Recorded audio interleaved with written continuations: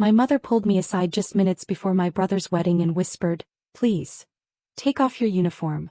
You're embarrassing the family." She handed me a garment bag with a designer suit inside, begging me to change before the guests arrived. I quietly zipped the bag shut and walked into the ballroom wearing my dress blues anyway. First people stared. Then 12 elderly veterans slowly rose from their seats, one after another. The entire room fell silent.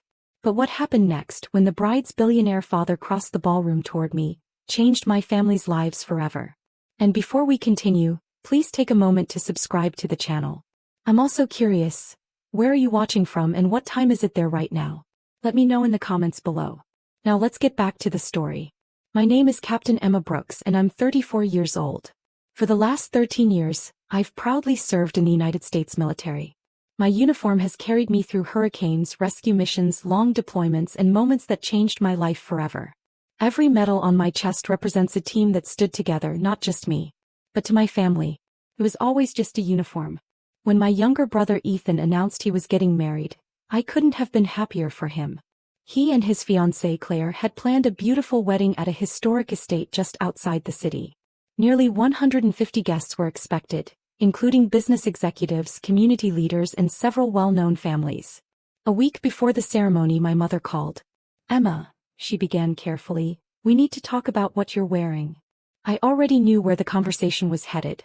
"I'll be attending in my dress blues," I answered. There was a long silence. Finally she sighed.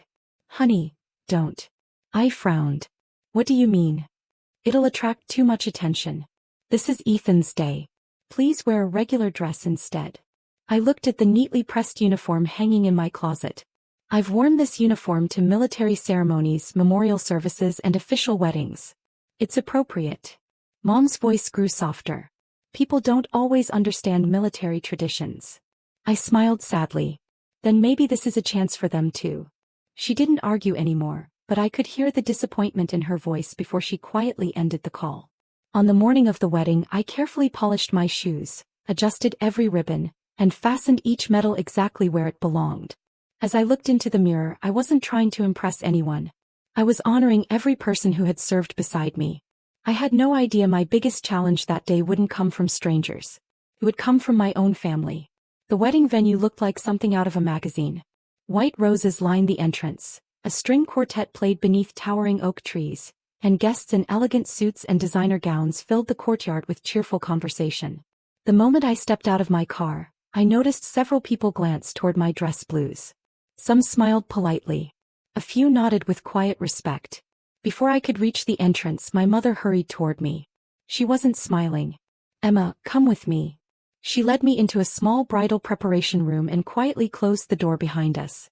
Without saying a word, she lifted a garment bag from a nearby chair and unzipped it. Inside hung a beautiful navy blue designer dress. "I bought this for you," she said hopefully. I looked from the dress back to her. "You actually expected me to change?" She folded her hands together. "Please. Before anyone sees you." I took a slow breath. "Mom, everyone has already seen me." She looked frustrated. "That's exactly the problem." A few seconds later, my father walked into the room. He glanced at my uniform before speaking. "Your mother is only trying to avoid unnecessary attention." I met his eyes calmly. "I'm not wearing this for attention." Dad sighed. "We just don't want people talking." I gently zipped the garment bag closed and placed it back on the chair.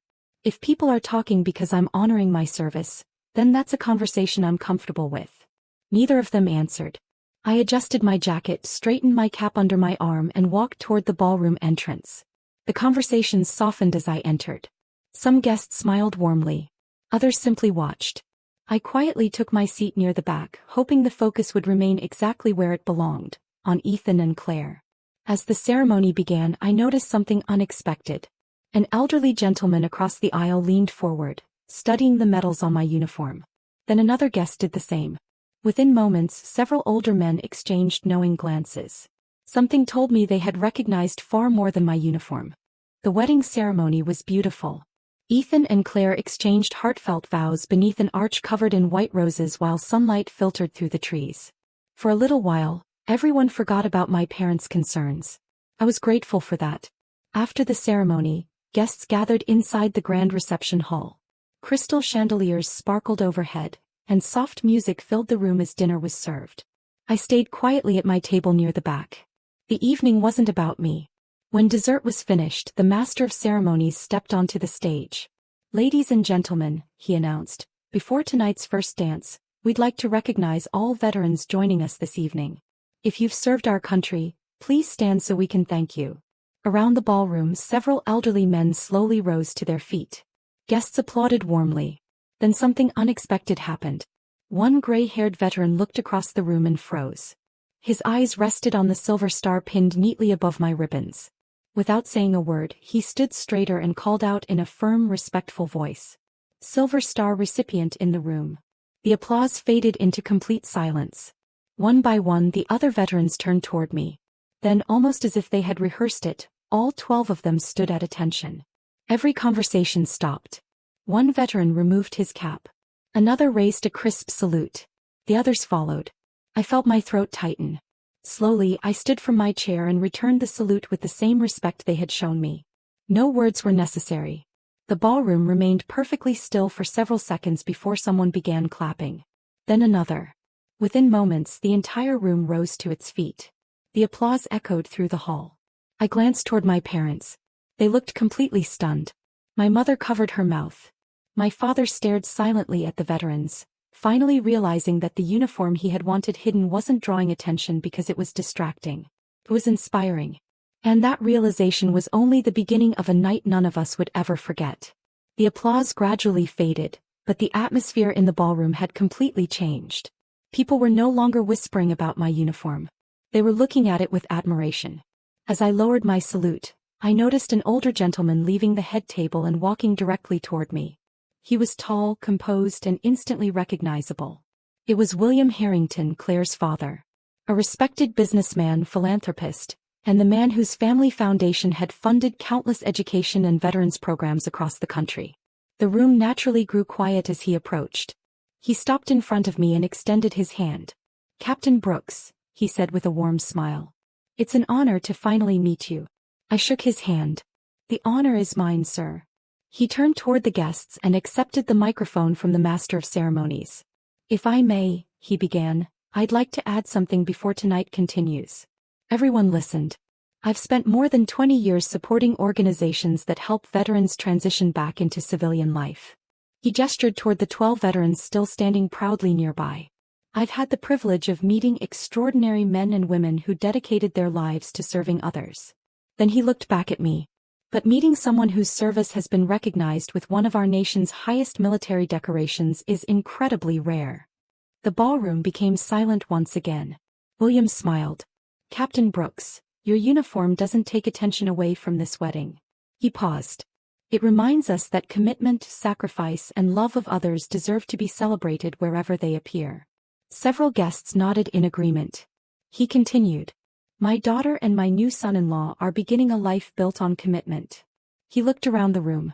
"I can't imagine a better example of that commitment than someone who has devoted her career to serving others." The applause returned, louder than before. As I thanked him quietly, William leaned closer and smiled. "I hope you don't mind," he whispered. "I've already arranged a donation to a military family support charity in honor of today's celebration." I felt my eyes sting. "That's incredibly generous." He shook his head gently. "No, Captain."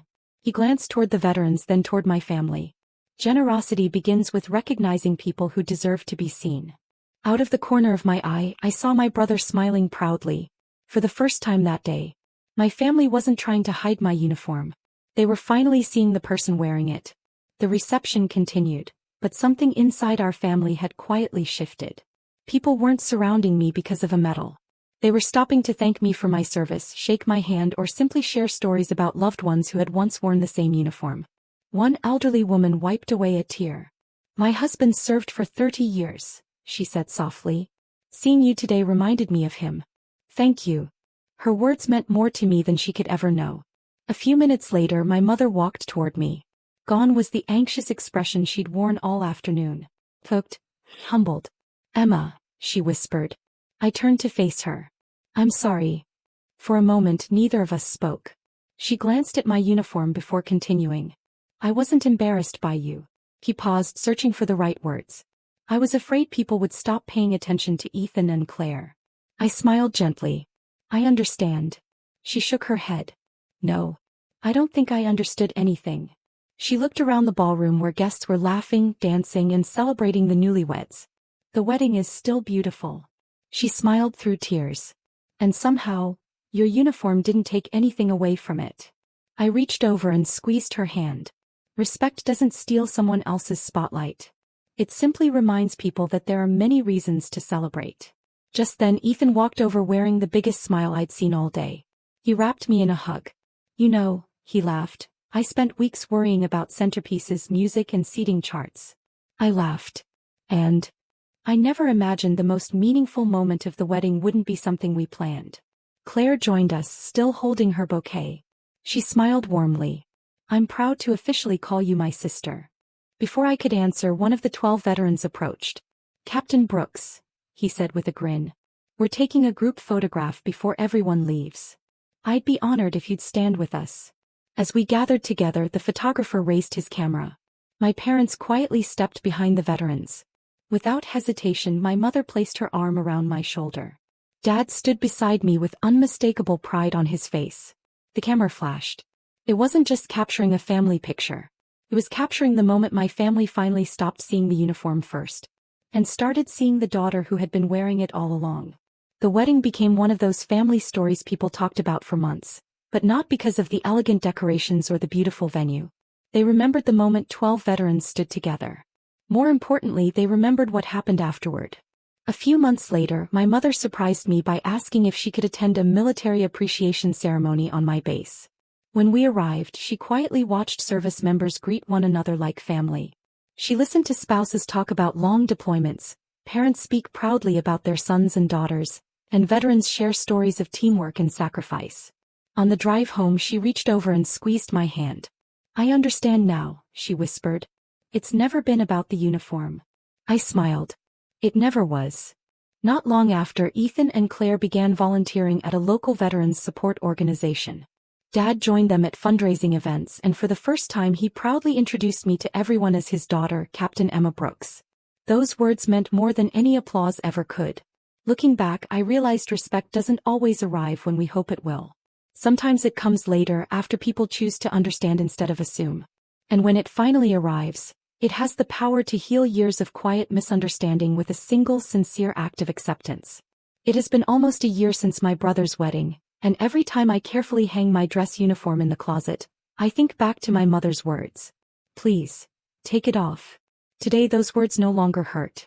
Because now she understands what she couldn't see then. The uniform was never about drawing attention. It was about honoring commitment, sacrifice, and the people who served beside me. My family no longer sees medals or ribbons first. They see a daughter, sister, a woman who chose to serve with pride. And if this journey taught me anything, it's this.